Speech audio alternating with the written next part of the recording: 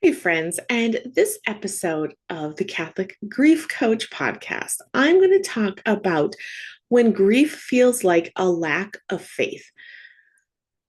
So, welcome everybody, and I just wanted to give a little heads up. This will be the last podcast for this year of 2025. So, I'm going to start a new next year.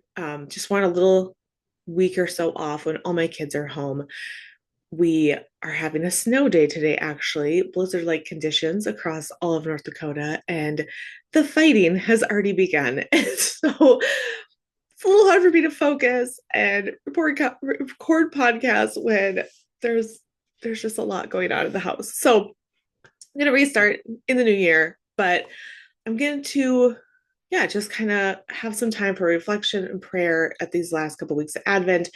And always, if you guys have anything that you want me to talk about, if you're like, oh my gosh, I'm really struggling with this, or what about this, please email me that, and I will cover it on the podcast, and then I'll like send it to you personally, just to know like, oh, I covered it for you. So you can email me at catholicgriefcoach@outlook.com. If you want a different email, catholicgriefcoach@gmail.com. Okay. So a couple ways to get a hold of me. So also I want to talk today about when we get in these periods of time where our whole world feels flipped upside down, where we feel overwhelming, like anxiety, and there's just like it feels disoriented, right? Because it feels like our world flipped upside down because it did in a way. And so we feel that. And when we feel that, we have a sneaky thought. A lot of times we don't know that this is the thought, but if we really pause and stop and kind of slow it down, it's because we think this shouldn't be happening if I really trusted God. This shouldn't be happening if my faith was stronger. And maybe this shouldn't be happening is even like this person wouldn't have died or this, right? We kind of think like, if I would have done this, or if I would have said this, if this would have happened, that circumstance would have never happened. They wouldn't have died. And I just want to tell you that we really don't have that much power or control. And I know we like to think we do, but we honestly don't. And so maybe that's your this, right? Like this shouldn't have happened. But a lot of times the this is okay, we understand death is going to happen, right? Logically, we understand that. We also know in our faith that God does things for our goodness, right? He does things because he loves us, like all these little interworkings. And we also kind of know that we can't possibly understand the depth of that. And so we're told to trust, right? And that's a beautiful thing. But when we are grieving, that trust feels wonky.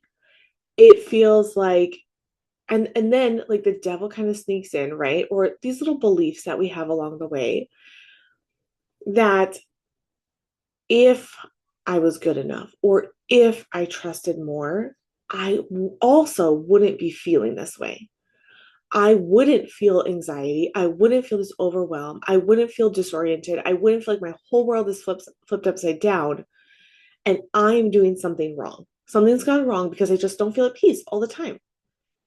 And when I say that out loud, I think we can kind of hear how unreasonable that sounds. If you had a friend who lost a child or whose parents died or their spouse died unexpectedly, right? Like you wouldn't tell them, well, you just trust more. Maybe you would. Okay. Because we hear this, right? We hear this. We hear this. We think this. We feel like that's the answer.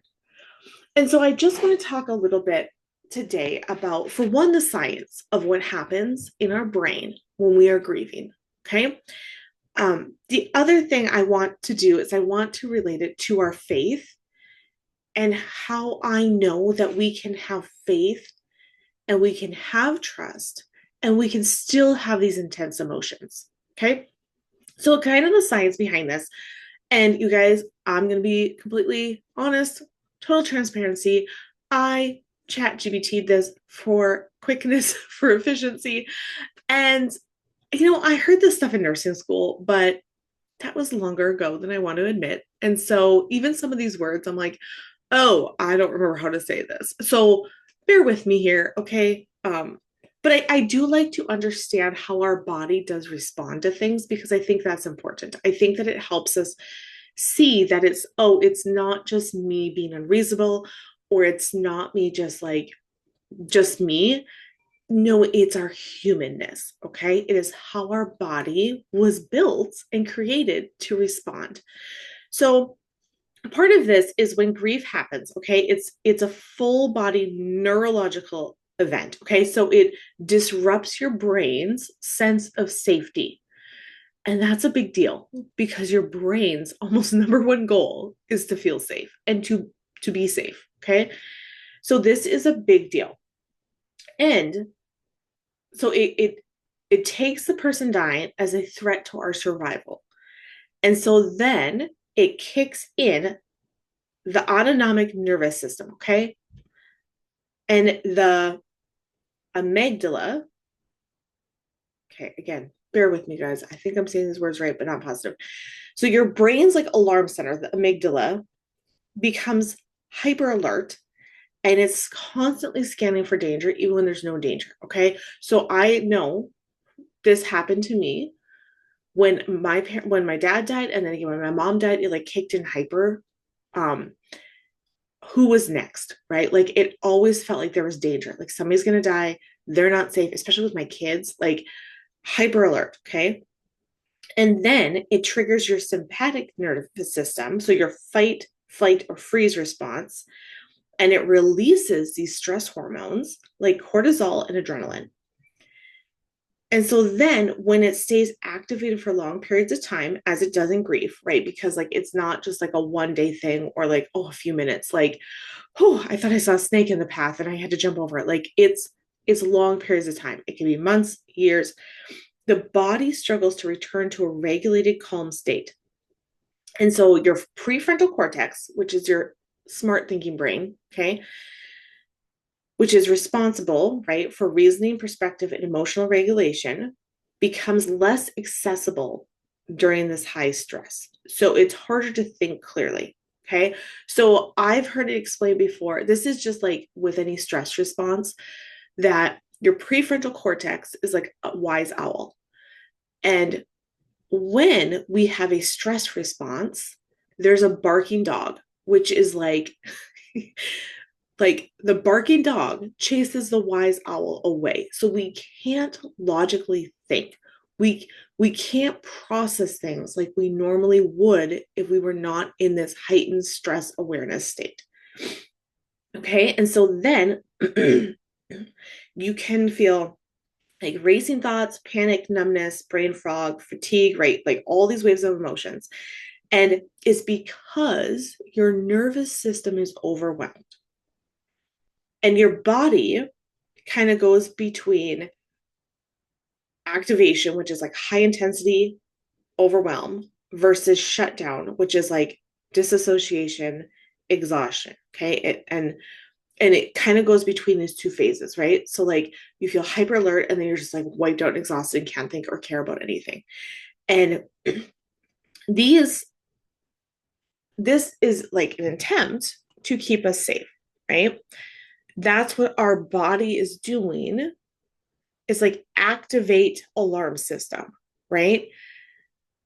And so I just wanted to talk briefly about that to again say, like, that's how we were created.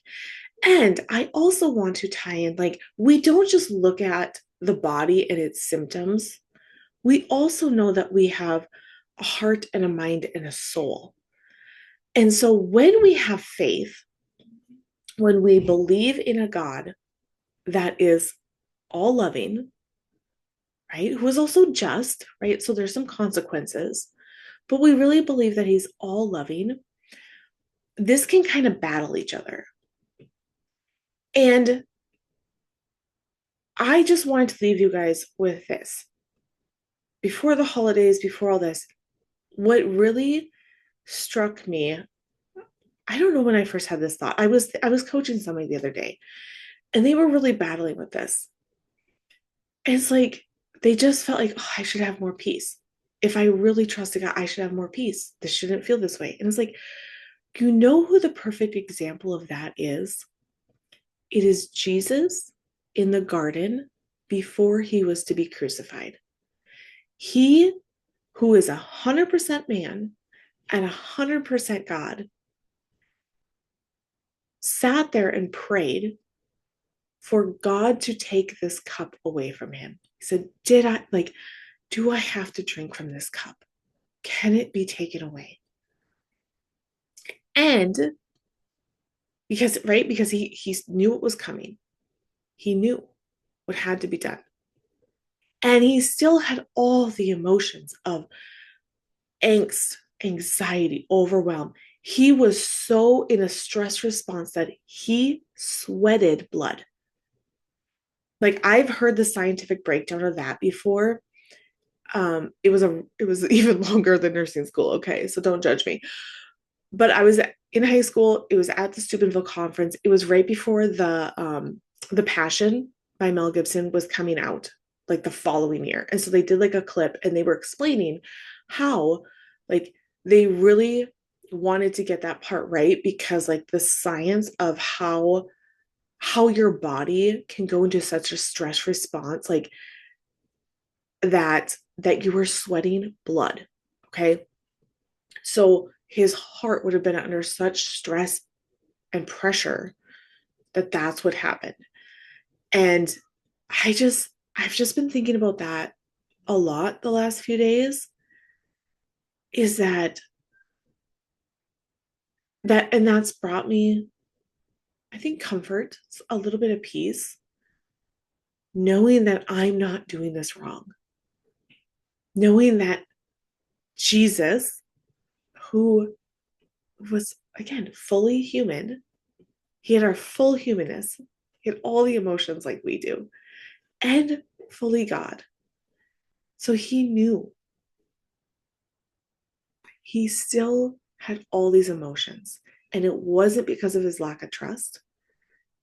It wasn't because he, didn't, his faith wasn't strong enough. It was because of the overwhelm and the feelings and all of that in his humanness. And God loves our humanness so much. He created all this science that I just talked about. He created that. So that is not a bad thing. So when you start to feel like this shouldn't be happening, I should have more peace. If I really believe that God's plan is good and true, I should feel at peace about this. No, that's not true. We can we can have all the feelings and we can still want to trust and want to believe, right? And I think our work is getting there, right? That gap between having the emotions run wild versus like really trusting and believing.